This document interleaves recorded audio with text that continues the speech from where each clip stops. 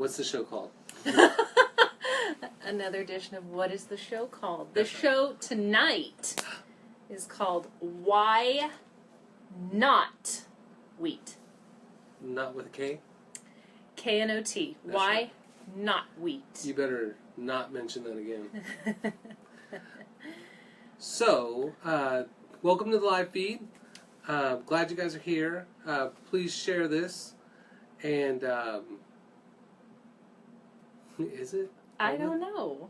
Are we on? Are you guys there? There it is. There it is. Okay. Okay. I wasn't sure if it's public or private, so it looks like somebody said something there. So, all right. Glad to have you on. Feel free to share this, and you can always watch it offline too, which is awesome. Tonight we're going to talk about why gluten, and for the most part, or why not wheat.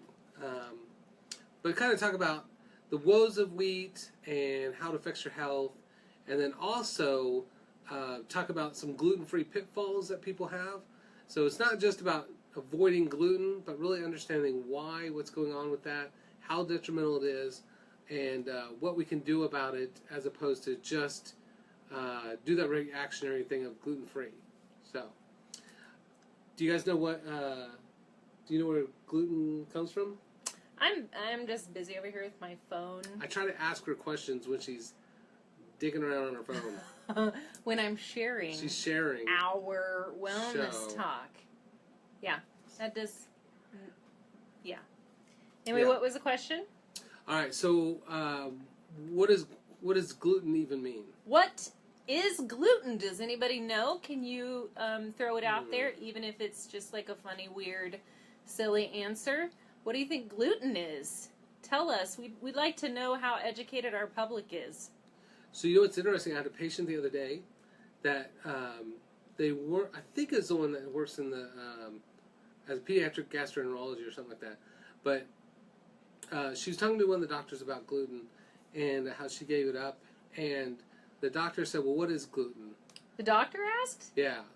And so again, most people, it's not a normal thing that we learned in school at all, because most people don't talk about food, or food is medicine, or food is harmful. So you end up having this conversation of like, well, I hear it in the news, I hear my friends talking about it, but what is it? Is it real? Is it not real?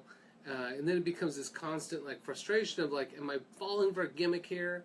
You know, is this a fad? Like, what the hell is going on? Because normally we are taught most of these things, but what we do in the last 40 to say 60 years is we've modified foods to the point where they're not the same as they were, say, in your parents' day or grandparents' day. So then we have to have these different talks about how that affects our body, because we've modified food more in the last 40 years than the last, say, 400,000 years. Oh, you're joining us today? Well, this is Holly Hajaj. She's decided to join us today. I am doing the work that gets this talk out to the public. I am a public service announcement person. You're a PSA. Whatever that means. Public service announcement. Okay. So, yeah, that's what I'm doing. Yeah. This is like after school special kind of stuff. Yeah, the more you know. The more you know. The more you know, Rainbow. That's right.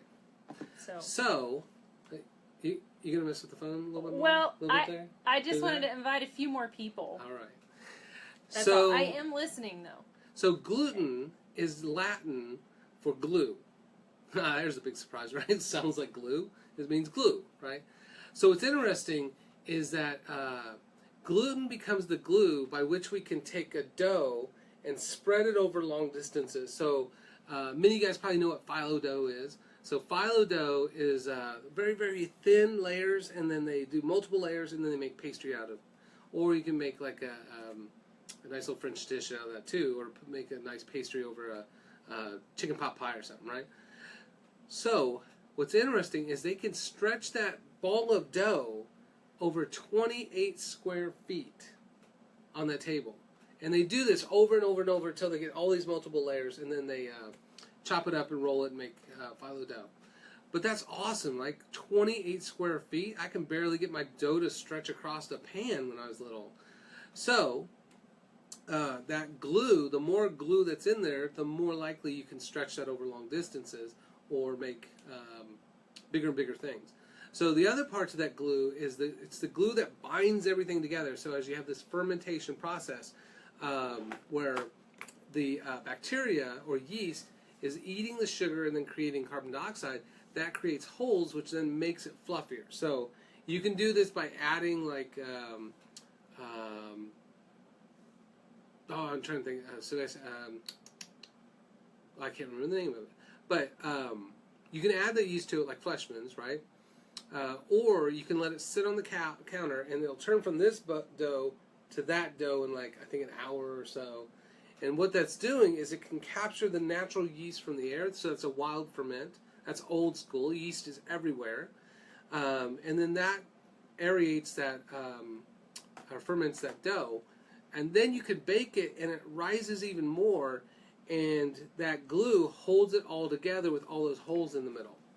And that's why people that bake stuff like gluten, because it's easy. People that do gluten-free realize very quickly you make small little batches, maybe rolls versus a loaf of bread, or that loaf of bread is a lot more dense because it doesn't have all those aerated pockets in there too.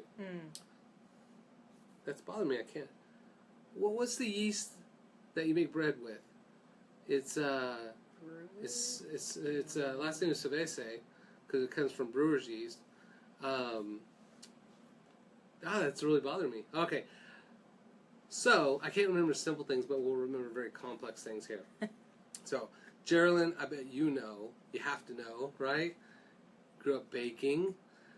It's, damn it. All right. So then it creates elasticity, that kind of dough effect. And what's interesting is they figured out what gluten is from the monks, right? The Buddhist monks. So these Buddhist monks would take dough and they would wash it, and then what would be left would be this kind of meat-like substance, which obviously sounds super delicious, meat? Right? Did you say meat-like substance? Okay. And you know what they call it? Meat? No. Gluten? No. It is gluten. Gross. It's Satan. That's why you don't have Satan for dinner, right? It's funny, on NPR they were talking about, it was one of their food shows, and they were talking about the Food Network and how they got in trouble for putting real meat in they used a picture for a vegetarian dish that had actual meat in it, so they got in trouble. But they said, normally they use Satan for that, right? They kept saying Satan, Satan, Satan. And I thought, that's awesome. Fake meat is called Satan. That's even better than I could have made up, right? So then I thought, well, don't have Satan for dinner, right? Right. Catchy. Yeah. Catchy. So that makes you think, is the devil a vegetarian that uses Satan for food? Satan eating Satan, right? Yeah. Yeah. So I'm not sure our fake meat using friends want to associate themselves with the devil. Well, you might. We went and did that food store tour, right? And we went to Thai Bin. Yes. And I pointed out the vegetarian duck in a can, right? And so you'll see these sometimes. Is it just feathers? No, it's all Satan. Okay. It's Satan. And this is spelled Seitan. Yeah.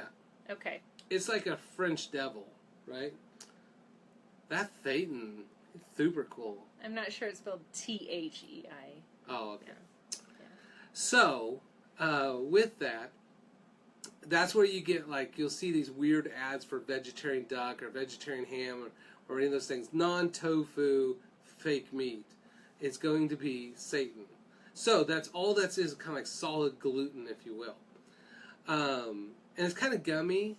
In fact, we had a field trip at Mrs. Rook's farm for the third graders.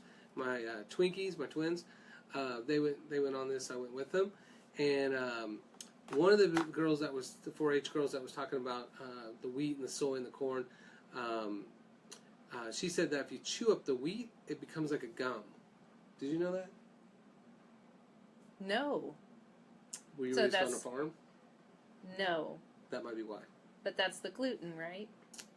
Right. Yeah. Yeah. Exactly.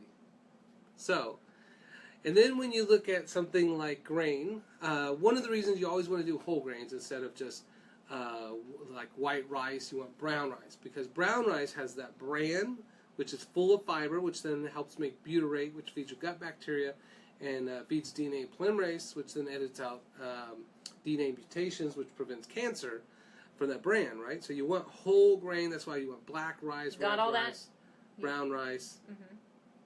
purple rice, You got all that? forbidden rice. Actually, rice. I really like black. I have been eating black rice. That's It's delicious. racist. You're racist. I don't see color when I buy rice at all. I am all rice to me is the same color. Is it? They're all just rice. Is that why you should choose rice with the darker coating rather than the white coating? Because our motto for these three is what? It's his motto. It is not my motto. Our motto. No, it is. I kind of felt like she came up with it, and I'm just like coattailing her. That is so wrong. But it's kill whitey, right? That's his motto. But So it doesn't really apply to this talk. White rice. I just mentioned white rice. What? I made it work. You made it work with rice, but it doesn't work with wheat. No, Okay? because it used to be because we want to kill wheat. Right. We're considering killing wheat. Right. So we used to say white flour, right, was bad. So then we did. Then we said no, actually, it's not white flour. It's all the whole grains that are made of gluten that are the issue. So okay, so it doesn't work. It works a little bit. It works on rice, but it doesn't work on all of So we had to wheat or brainstorm gluten. some different names for our talk tonight as a result of that. Which is what? Well, catchy phrases, What'd which you is come up with? why not wheat. It's not as good as kill whitey. Well, it's not as controversial or catchy, but anyway, are there any of you? Let's say hi to some people. We got some people here. Thank you, those of you who are listening. I see Kendra. I think I saw Deb. Who else did we have? I can't see very many names on here right now, but thank you for joining us. Are there any of you who are completely wheat-free? If you are wheat-free, type in no wheat. What about gluten-free? Or gluten-free. Yeah. If you're eating wheat, don't feel ashamed to say you're still eating wheat because America is still touting wheat. Yeah. And it is a big staple in the diet. And that actually brings up a question for me. Are there people who can eat wheat and be okay? So probably, like with wheat, there's several different proteins that become problematic. The main one is like gluten and then gliadin for celiac patients, but gluten for gluten intolerance people. But there's some like 28 other proteins that are in wheat that have been identified as problematic. So not just gluten sensitivity, but there's several other ones. And with that, you end up with all kinds of problems. So I don't know. The short answer is probably some people are tolerant. But I think that number's getting smaller and smaller and smaller. So it's best to err on the side of caution and just... Right. Well, especially if you're symptomatic, right? I mean, nobody comes to see me when they're just like, hey, everything's great, I just want to feel better. It's always like, my life is a miserable mess, I can't figure out how to get better. What do I do, right? Mm-hmm. Hey, see Deb, she's no wheat, right? She's no wheat, that's right. Thank you, Deb. And...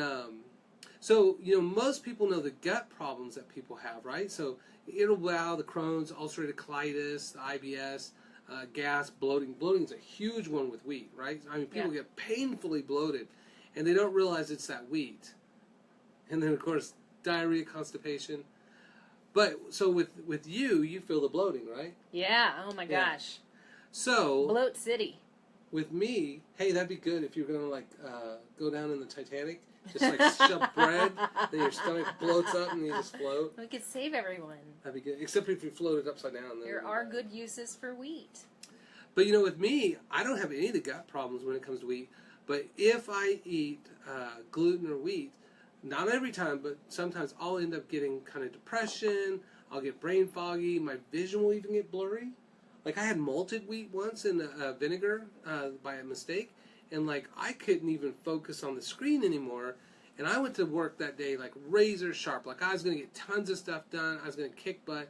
And then after I ate a salad with gluten in the salad dressing, I could barely focus. I was like, I need to cancel my day and like take a nap.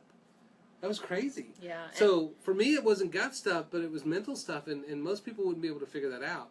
But that's that anxiety, the brain fog, depression, dizziness, even kind of there's links to schizophrenia, headaches, migraines, ADHD, ADID, inattentive disorder, and so for some people it's gut stuff. For some people it's brain stuff, and we also have patients all the time now that it's skin stuff.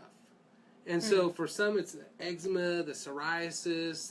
They'll have chicken skin, which is also called keratosis pilaria, or pilarius, and then rheumatoid, lupus, kind of the skin issues there. So some people it's skin reaction, and then for other people, I mean, they might even have like autoimmune stuff for like rheumatoid, but chronic fatigue, that's a huge one. Now I would say mine's a little bit. Maybe chronic fatigue or acute fatigue is more likely. But fibromyalgia, which typically we think chronic fatigue, fibromyalgia are aspartame, neotame, cephaltame, those formaldehyde sugars. But then they can be kind of exacerbated or maintained by things like gluten or wheat sensitivities. If you know you have symptoms, share your symptoms with us. What do you experience after eating wheat, or what do you think you experience after eating it? Be curious to know. We do have a question from Teresa. Thank you, Teresa. What are the names of wheat or gluten that you should look for in the ingredients? All right, so that's a pretty good one. In fact, that's a really important one because that's one of the pitfalls when we talk about gluten and wheat, is most people think that wheat and gluten are the same thing. But gluten is the glue within the wheat. There's also gliadin and glutenin, or glutenin, that's in there too, but then you look at the other names. So then, are you ready for this list? All right. Barley, that's a pretty common one. Malt, bran, emmer, einkorn, kaput, spelt, which are ancient grains. Satan, again, the devil, right? Rye, that's one that people don't necessarily associate. Durum, einkorn, dextrin, which is a processed one that can be from corn, but also can be wheat. For some people, that's a big problem. Myrrh, is it myrrh or myrrh? M-I-R? I'm not sure. I've never heard of it. I've never had that one before. Yeah, M-I-R. M-I-R. Have anybody had that before? And then udon. Now, udon's like udon noodles from Japan. Matzah. That's disappointing. Who has matzah? Matzo balls? The Jews?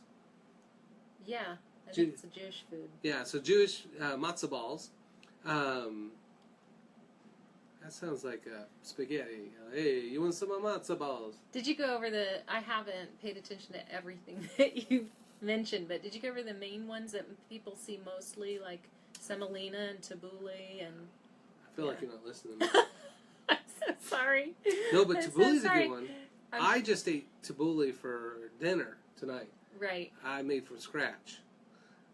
Wheat germ. Which, by the way, I went over and fixed a washer this weekend. Then went over to another friend's house and fixed her mother's sink, installed a new faucets and stuff. And then went home and made quinoa tabbouleh. And we're supposed to be excited about that. Why? That's pretty impressive, right? He was productive. I was productive. So barley, barley is a common one. Yes, barley's one. And barley's in the fake coffee. So a lot of times, like, not chicory, what's the other one called? It's some kind of fake coffee that people drink. It'll have barley in there, too. Yeah. And then triticale, malt vinegar. Malt vinegar is the one that screwed me over that one day. Not again, right? Bulgur. Bulgur is very vulgar. Bulgur's vulgar. Nice. I like that. Bran. Couscous. I'm looking at the list here. Bran. Couscous. Oh, so anyways, the whole reason of telling the quinoa thing is. Oh, okay. or the tabbouleh thing is, usually tabbouleh is made with couscous, which is wheat, which is gluten. I made it with quinoa, so quinoa tabbouleh, and so then it's like that one handful of that, 60% of my daily protein, and then I have my Dijon mustard, my olive oil, my lemon juice in there, and my lots and lots of parsley, and it's super crazy healthy. So quinoa is a great substitute. Right, so quinoa is a great substitute for couscous. Yeah. And then, if you go to La Madeleine, the little French restaurant in Delano, they make their tabbouleh with no quinoa or couscous. It's just a whole bunch of parsley. Like, it's the craziest, healthiest thing ever. So yeah, I just think typically, because it says tabbouleh, tabbouleh doesn't have. I think it doesn't have a grain in it. Yeah, is that right? Traditionally, maybe some of you know. You know who probably put grain in there to screw it up? A man. A man. I would believe that. So we talked about what gluten is, and we've talked about. Did you talk about farina? Other names. Oh. So, Teresa, you got to know all those. All those. Now, if you go to slideshare.net, I'll post this at the very end. But slideshare.net/Patrick Garrett 7, the number 7. This one's called Beyond Gluten, and that PowerPoint presentation's up there for free. And you can just download that and look at it. So it'll have a lot of this stuff already on there, which is kind of cool. Is there anybody who's joined our talk tonight who is just now considering getting rid of wheat or gluten, who doesn't really know anything about it at all, just curious? Don't be afraid to shout out and let us know who's just starting on this path. Yeah. Oh, and it's a long path. It takes you quite a while path to figure it all out. Yeah. So that's one of the big talks I have with patients. Like, that's the first talk we have is food is medicine, and we talk all about this stuff. Oh, good. Okay, Pandora. Pam. Yes. Yeah. Okay, thanks for sharing. Yes, that's good to know. And if you have questions, any of you, if you have questions, whatever is popping up in your brain at any given moment, please type those into us. Unless you're schizophrenic, then don't just. That could make it more interesting. That might make it more interesting. And that's the thing is, with the pathology of gluten, like I took a course through Harvard Medical School in their lifestyle medicine program called celiac. And we talked about how celiac's caused and the most effective lab test for it and the most effective treatment. Of course, it's part of their lifestyle medicine course, so basically it's just stop causing the problem, which is the solution to almost all the lifestyle medicine coursework, which is know what's causing it and get rid of that. Mm-hmm. But what's interesting is they actually talked about with celiac. So celiac's the most aggressive that you can get. Do we have any celiacs? Type it in if we do. Are you celiacs, yo? Right? Are you celiac? Representing celiac. I have several friends who are. Really? Mm-hmm. Sometimes if you get too close to someone that's celiac, you'll get celiac. Did you know that? Oh, I heard that you can catch it just by touching. That's what I thought. So don't let your kids play with celiac kids, or else they could get celiac. Or each other if one has it. You might as well just put them in a bubble in a room somewhere. That's right. So, sorry. Celiac. We're joking. It's not true. It is true. Okay. Oh, you know what the other symptoms are? Death. Close to death. They don't feel like death. But like fertility issues can be caused from gluten and sensitivities. So being infertile, menstrual cycle problems.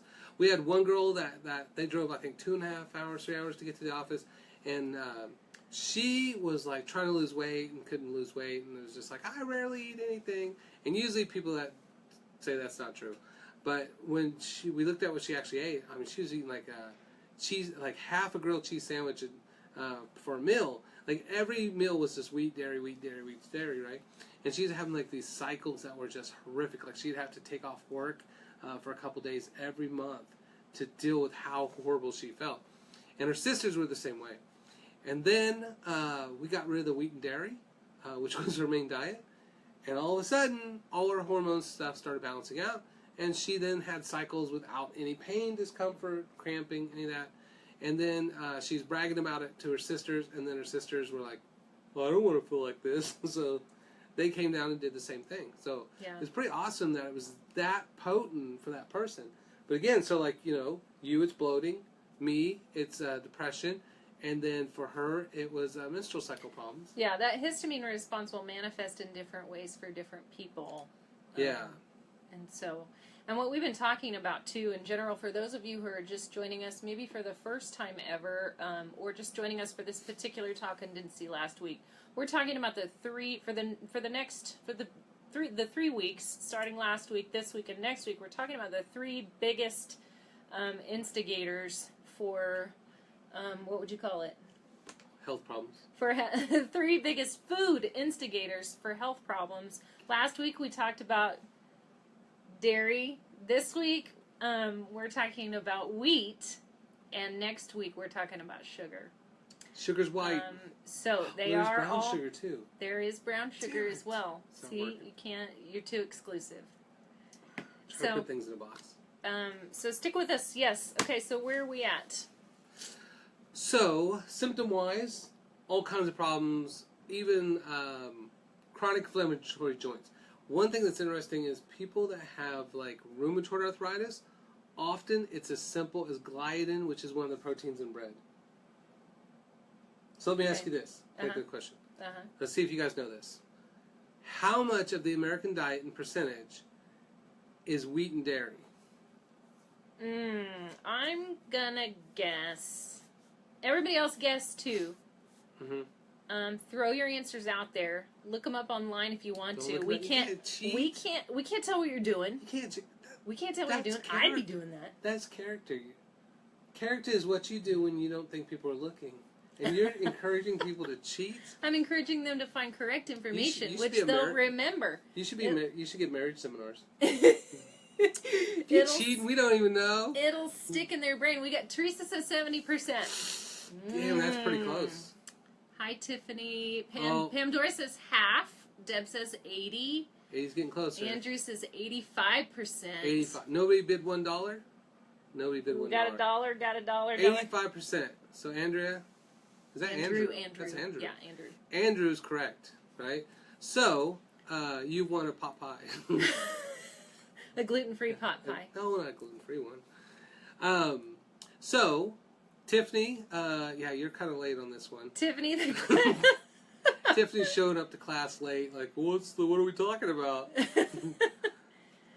We're talking about how much of the American diet is made up of wheat and dairy. Yeah. So 85%, as Andrew said. So that means every single meal is wheat for most Americans. So every single meal should be autoimmune, brain stuff, skin stuff, gut stuff, all day long, all the time. And that's typically why we always want to say chronic issues start with wheat and dairy. And the simple solution is stop causing the problem. So that's one of the very first things that we tell patients to stop is wheat and dairy, and then we get into more specific stuff. Okay, so we know the simple solution is to stop causing it, right? So stop eating it. But in our diet, especially for those who are just starting, it is everywhere. It is. It is in everything. Yeah. And so if you are going to commit to trying to go off of wheat or go off of gluten to experiment, you should know all of the hidden sources. So what are some hidden sources? Does anyone know? Can anyone who's already started this path share some of those hidden sources of gluten and wheat? Yeah. Dun, dun, dun, dun, dun, dun. Tiffany says some of us had to work. Excuses. Yeah. So, I'll start off. Okay. All right. One of the first ones I ever learned was soy sauce. Soy sauce. And soy sauce, like Kikkoman, has wheat in there, and it has gluten in there, and it has benzene in there. Which the benzene's not from wheat, it's just from gasoline, so don't even worry about that. But the wheat and the gluten are in there. So then you switch to like Tamari has gluten-free soy sauce, but my favorite, because it's so simple, is Bragg's Aminos. So that's simple way to switch over. There's only one ingredient, which is non-genetically modified soy. So Valerie says salad dressing. Jenny says beer. What beer does? I think you just broke somebody's heart, Jenny. Not my Guinness. It would never do that to me. So yeah, salad dressings is a big one. So you actually have to check that. Newman's Own, Annie's, there's lots of ones that have that. I actually have a list of like 18 homemade ones that you can do that are super simple. Most labels nowadays are saying contains wheat. Right. Right? Yeah. So it's not like you have to look for... Well, you still do. I mean, there are the... Yeah, they hide it. Okay. Yeah. But didn't we already talk about some of those names? Or are you saying there are other names besides what we talked about earlier? Oh, no. Like, most times for salad dressing and stuff, it's going to say wheat. Okay. There. Yeah. Okay. What was the other one? So, Valerie said that. Okay. So, Valerie said salad dressing. Jenny said beer. Yeah, so beer definitely. But, if you get Sapporo or like Japanese beer, that's made out of rice. So that's okay. Miller, I don't know if Miller and Michelob, are those even beer? I think that's just watered down soda, some alcohol. But those have gluten. So there is gluten-free beer. And usually we have, like, when we have parties, we'd have some gluten-free beer and then regular beers for everybody else. But for celiac patients, they can't do gluten-free usually because there's a little bit potential gluten in their parts per billion. But they can do rice beer with no problem. So Teresa's asking, is it okay to have small amounts? It's a good time to bring this up because we're talking about things that might have small amounts. Right. Is it okay to have small amounts rather than completely eliminating it? So I think it was Sherry Clark that said, she told me, think of like gluten as dog poop.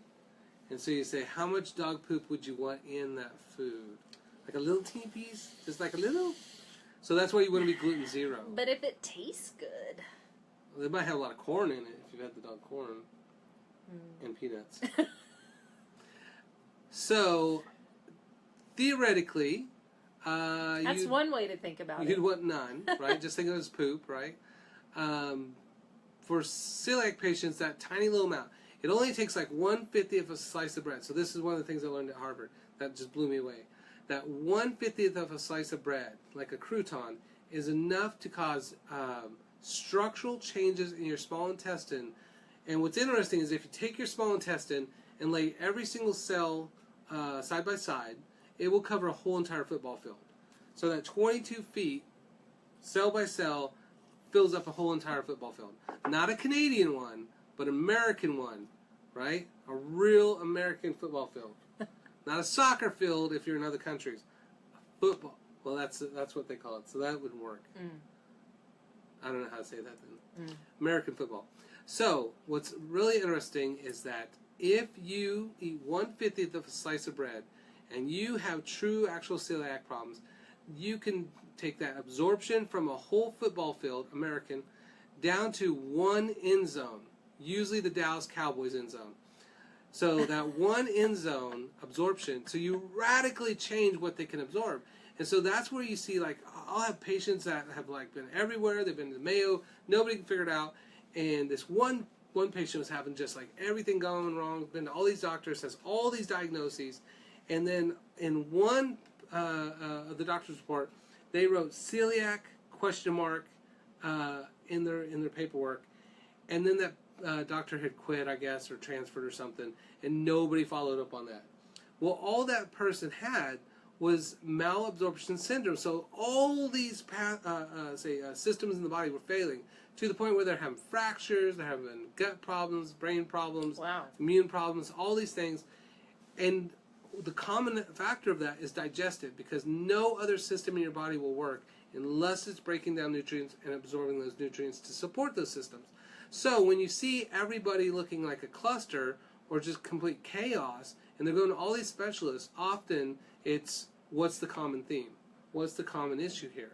And it becomes the malabsorption syndrome. So we can take that football field down to a Cowboys end zone, 1990s Cowboys. Hi, Newton. Love you. See, Newman's all about love. He's right always there. so great.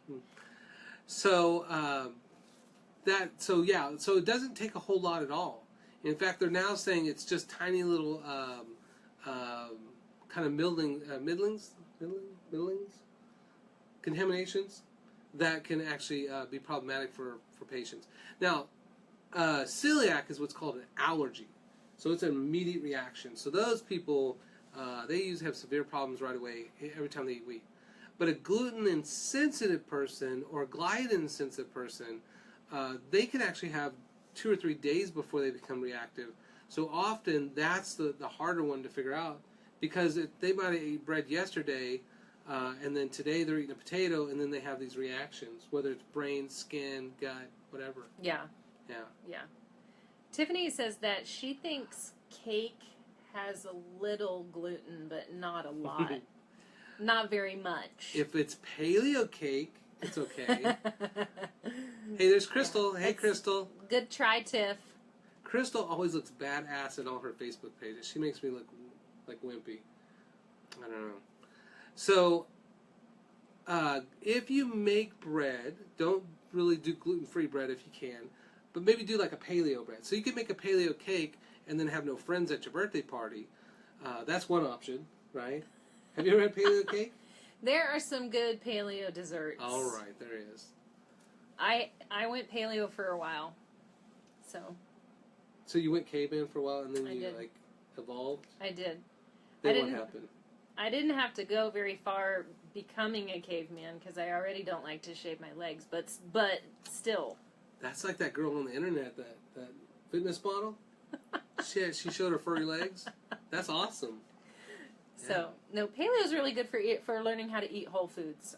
I learned a lot from that. So paleo's where they don't like grains at all. So then they're making, say, muffins and rolls and stuff out of like coconut flour and bean flours and chickpea flour and seed flours and that kind of stuff. So those are always fine, unless you have sensitivities, though, then that's a problem. But otherwise, those work very well. Yeah. And then there is gluten-free flours, which often becomes a pitfall. Yeah, you were going to talk a little bit about that. Deb, though, has thrown out canned soups, cream of mushroom and chicken. That's a really good one. That makes a good cake. It's a good... No, I How do you wasn't make talking a about cake out of that? She was talking about what the hidden sources. Right? That's right. Hidden sources. That's right. Sorry, we're a little all over the place So not tonight. cake? Was she talking about cake or hidden sources? I think it's chicken mushroom cake. I don't know what we're talking about now, but thank you for sticking with us for the moment. I think she's on to something. So you can go gluten-free. Right. But what? If you go gluten-free... What? You tell me. I thought you were going to tell me. No, you're going to tell us. Okay. So one of the pitfalls for gluten-free is that people will buy gluten-free donuts, gluten-free waffles, gluten-free pancakes, and then they end up just eating junk food that isn't gluten-free, or that doesn't have gluten in there, but it's just like eating Wonder Bread, which I did as a kid. Yeah, it's... Look at me now, right? I'm not going to lie, it's still delicious. I took my Wonder Bread and I squished that whole loaf into a ball. And then on Saturday morning, I would eat that ball of Wonder Bread and watch cartoons. I hate to admit this, and we found this out on one of our talks, but I used to do the same exact thing. Isn't that gross? Who else did that? Did anybody else ball That's their terrible. bread up? I used to pull off the crust so that it would only be the white part. Just all crammed down. And then just eat into it. It was like a baseball. Yeah. That's ridiculous. Yeah. I'm surprised I survived childhood. That's growing up in America in the 70s and 80s. That's right. And 90s. Well, as a 25-year-old. I mean, that's growing up in America. Well, you grew up in the 60s, you said? The 60s? How old are you? 60s. So yeah, gluten-free doesn't mean healthy. Gluten-free can just mean sugar or almost sugar without gluten in there.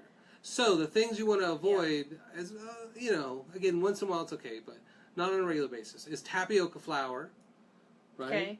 Okay. If you do breading on like, you can chop up free range chicken, right? Chicken breast, and then you can coat it in some egg, and then you put it in some arrowroot, and then you saute an iron skillet with some olive oil, and you can make your own chicken nuggets that are healthy, right? Or, so that you'd want to do arrowroot instead of tapioca flour, so that's healthy, right? So arrowroot's okay, tapioca flour's okay. Well, yeah, so tapioca flour, just think sugar. It's going to be sugar. Oh, okay. So once in a while, it's okay. But if you get like, you get gluten-free bread or something like that, once in a while, that's tapioca flour and rice flour and potato flour. Just know that it's sugar. It's not something you want. And you usually toast those things twice. That's the secret to it. Is if you toast it once, it doesn't work very well. Toast it twice, it works better. What about almond flour? Yeah. That's not pure sugar, is it? No, so that would be good because it's just ground up almonds. Or coconut flour. Right, so all the paleo ones are whole grain. Those would be the same thing. Well, there's, you know what I mean, like the real. But like the potato starch is just sugar, or tapioca starch, or white rice flour. Now, if you did a brown rice flour, like I made those brown rice flour crackers at that cooking demo, and those were the bomb. Yeah. So, we just have good comments. If I could just jump in here. All right. Tiffany says she still balls it up. And Newman says he puts Karo syrup on it.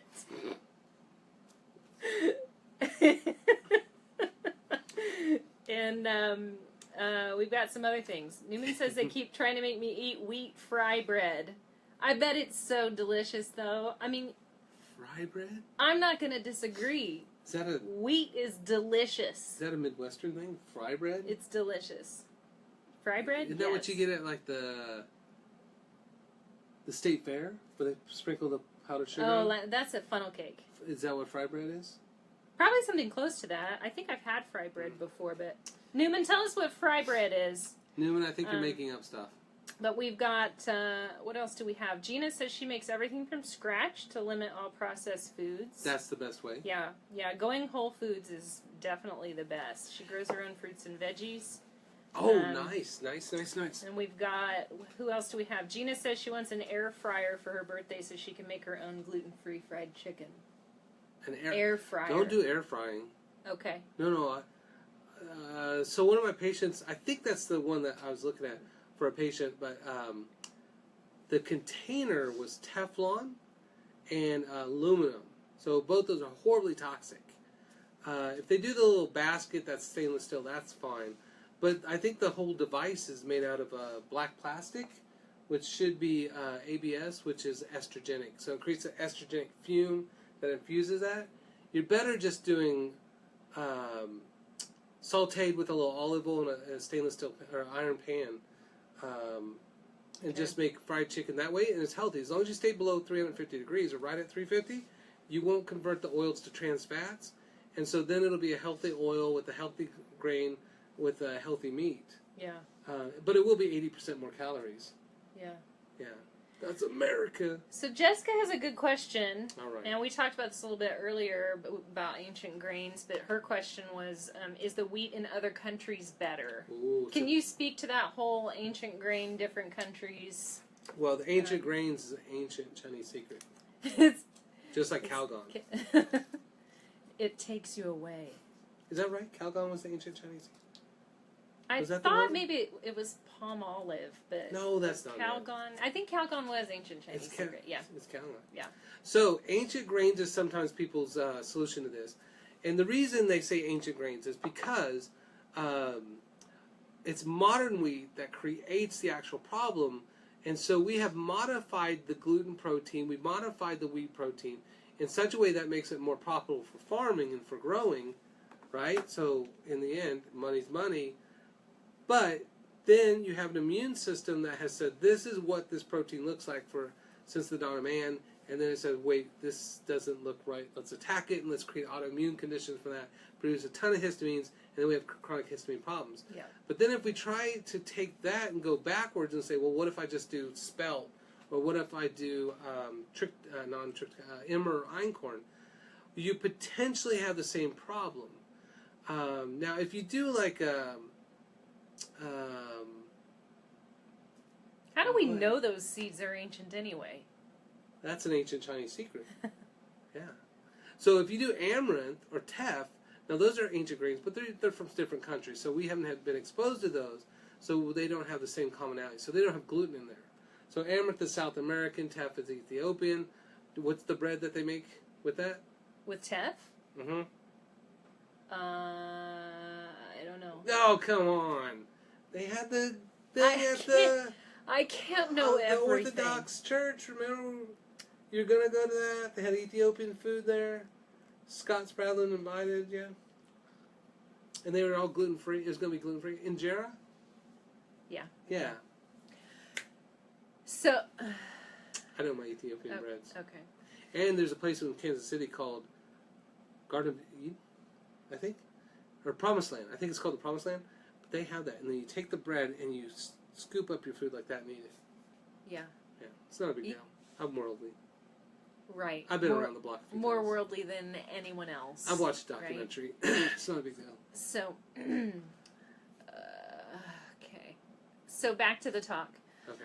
So we're talking about grains or wheat in other countries. Oh, yeah. The question was really about other countries, but I knew that ancient grains was connected to that. So, and you told me a story earlier about other countries. That's true, I did. Go ahead.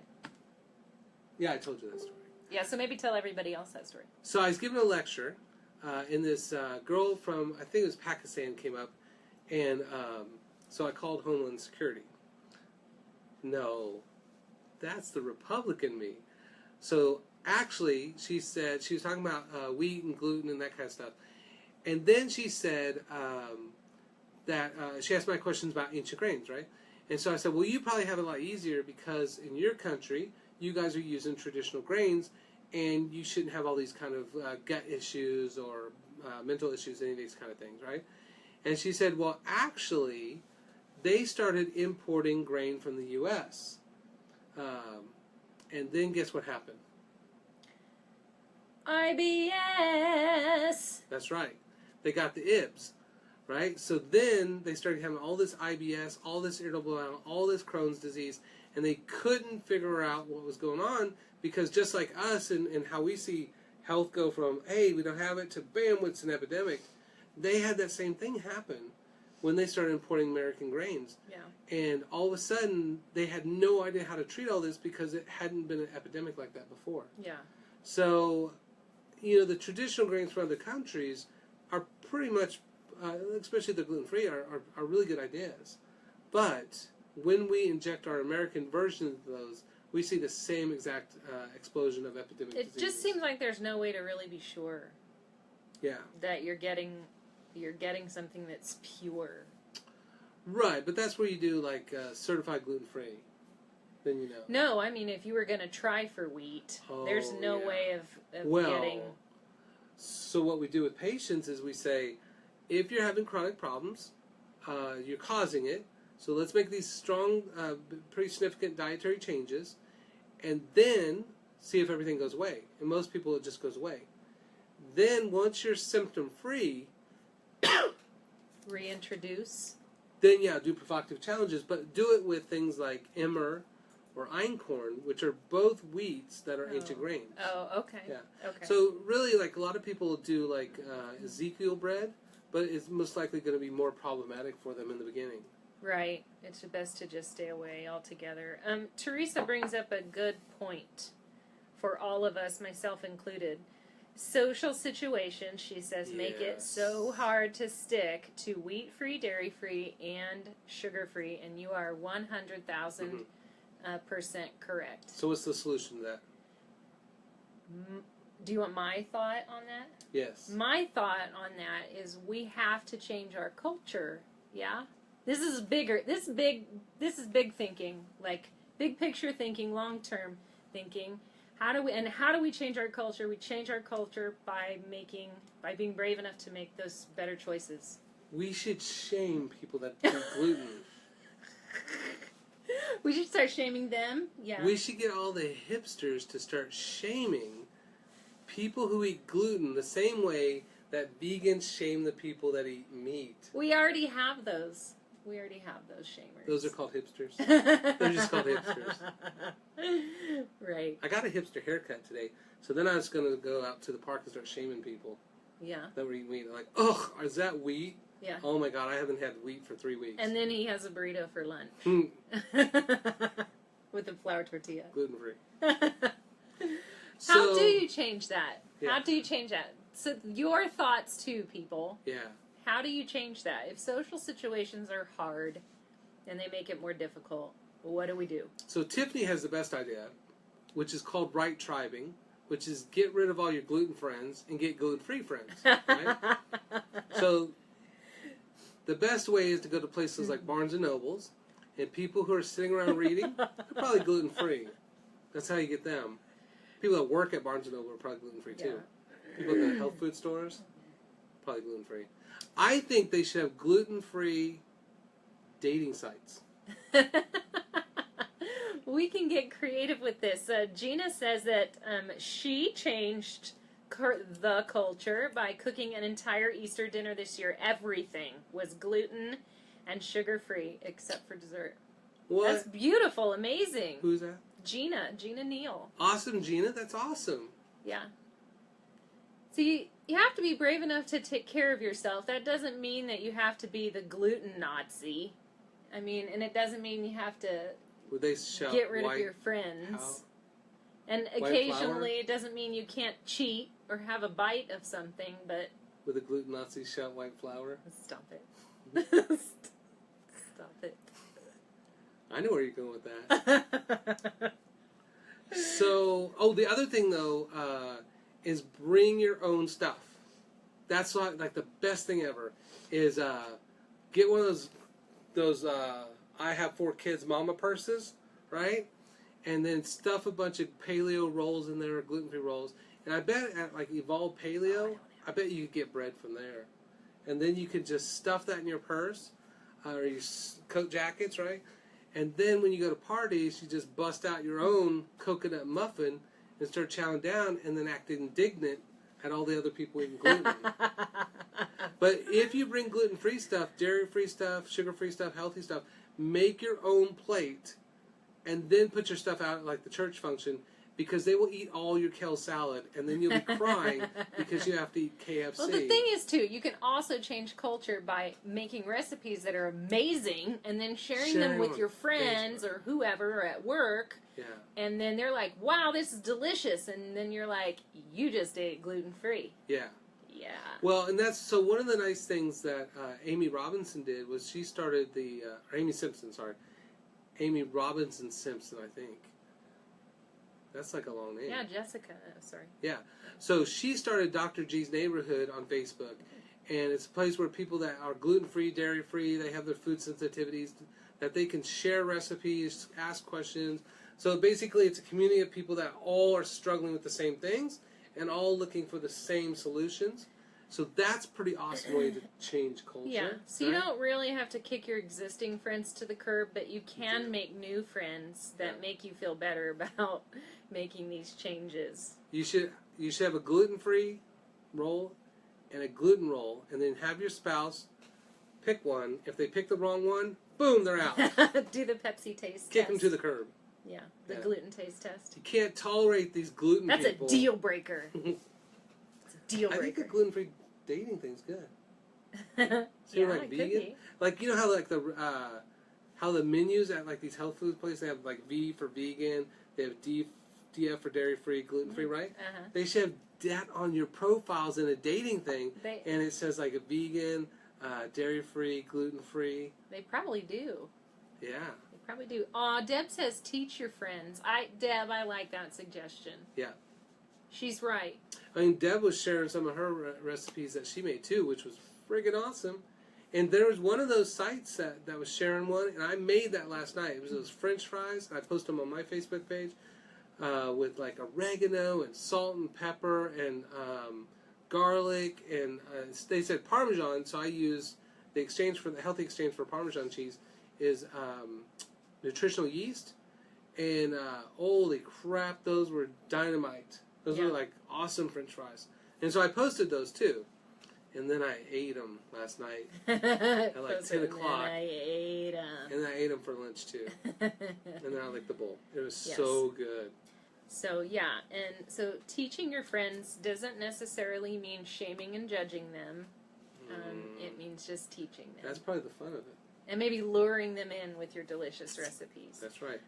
What you should do is make gluten rolls and tell them it's gluten-free, and then give them gluten-free recipes. Yeah. Yes. Yeah, that's what I would do. Yeah. Yeah, I think Jessica said that earlier, too. She had it first. No, I said serve them gluten. Oh. Pretend it's gluten-free. Oh, I didn't hear that. So it's so delicious, and then I when they thought you can't were make it the being same? sincere. I just assumed that you were being sincere instead of sarcastic. No, then when they say their stuff doesn't turn out right, well, I guess you just can't cook. And shame them more. Empowering. We should be empowering people. This whole shaming thing that she's doing, we need to empower people.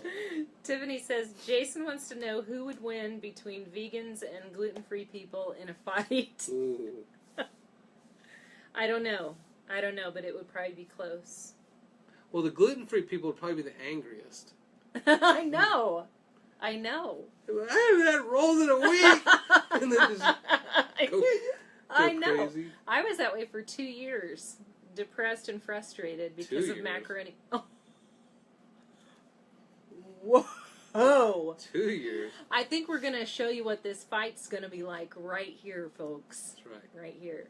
We've got vegan and gluten-free. No, he's not vegan, but I said that. I'm just for the vegan joke. except on my cheat days. Yeah, which is every day. So I think we had a question about pasta. Brown rice pasta.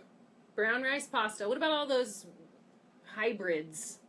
Like No, bean pasta and brown rice pasta? And... Well, make sure they don't have gluten. So they'll have like spinach pasta or sweet potato pasta, but make sure there's no wheat in there on the back of the recipe. It should just be actual that food. But if you go to like type in, they have vermicelli. That's dirt cheap. That's brown rice pasta. If you go to Walmart, you get tinkyata pasta. But you want brown rice. There's also the quinoa brown rice ones. And there's a couple other options that are out there too. But right now, it's nice. It's a wonderful time to eat healthy now because there are so many options. 10, 15 years ago when I started doing this, there were no options. It was just, you can't have these. Yeah. Life's going to suck. Get over it. Yeah. And then they don't. Yeah. So, we are almost up on time. Do you have takeaways? if you have chronic problems, chronic conditions of any sort, always think wheat and dairy first. Wheat and dairy first.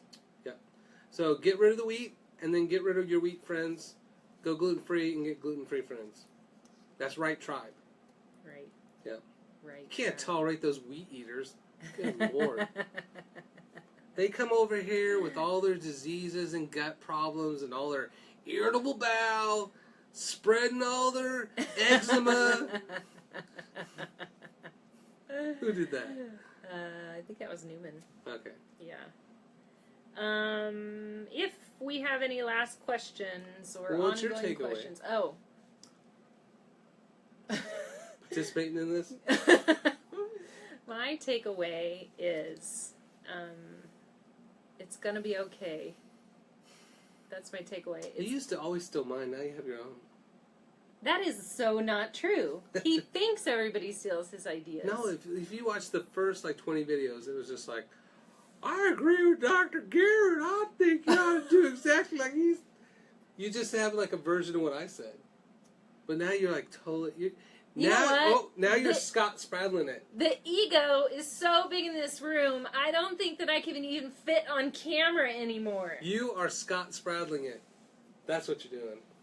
Scott, I'm sorry for Or were you whatever he Scott said. Spradling before Scott Spradling? Nobody knows about your inside jokes.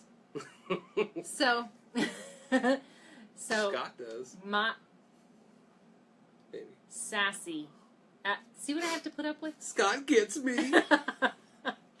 Okay, He no. understands. My takeaway really is it is going to be okay. For those of you who are just joining and you're like, what's this BS about? I don't want to give up my wheat. It is going to be okay if you do decide to give up your wheat. You will be okay. You can live without wheat. You can live without dairy. You can thrive without wheat. You can thrive without dairy, and be a lot happier and feel a lot better. Yeah. So it's going to be okay. That's my takeaway for tonight. And there is a lab test you can do called the IgG food sensitivity that can actually test all that too to see. But even if you're not, almost everybody is. But even if you're not, it'll tell you the other grains that you can or can't have. Yeah. Or even if you can do paleo stuff. So.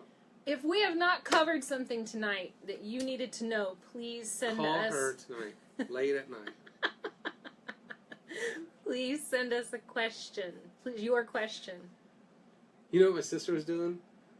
My sister was ordering some food, and then she went to go look up something, and so in her phone she had the number punched in. Uh-huh. So then I erased it and I put 911. So I thought she would just come back and hit dial on her cell phone, but she looked. I got busted. You deserved to get busted. That's funny. But she's ordering gluten, so I felt bad. I thought she needed help. All right, thank you guys for joining us. There's a lot of videos that are on my video thing on Facebook that you can watch about all kinds of different stuff. And there's also on YouTube a whole 20, 30 videos, something like that. Yeah. But also at slideshare.net, you can download the PowerPoint that kind of goes with this a little bit, along with 44 other presentations. So yeah, feel free to check those out. And otherwise, glad to have you guys. Next time we're killing Whitey with sugar. Call this guy if you don't want to look through all that stuff online. I'll post Call it. this guy if you're feeling really bad and you don't know what to do and this is all confusing and even this talk was I confusing. See what you're saying. Yeah. Call this guy. Yeah. Or if you don't know his phone number, which I don't know if you want me to put the phone number out there, but why don't you message him? Yeah. If you need extra help. Or you can be like most patients and go see 20 other doctors and then go to the Mayo Clinic and then come see me. Right. You could spend tons and tons of money instead. Yeah. Okay. Or you can do it simple. All Just right. stop causing it. All right. Thanks a lot, everybody. Bye, you guys. Hey, don't touch that button there. Stop it. Don't. Not, Stop it.